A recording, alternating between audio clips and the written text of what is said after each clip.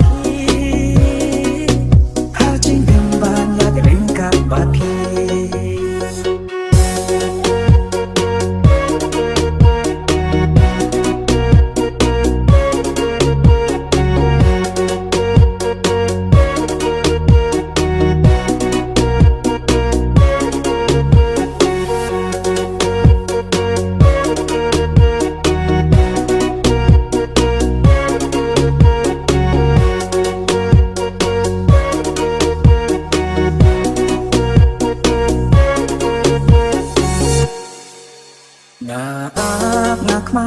manki ayom baki jagat bangi jule nga kwa yo I hanre nang tipsyo lano ka por bapien wan pa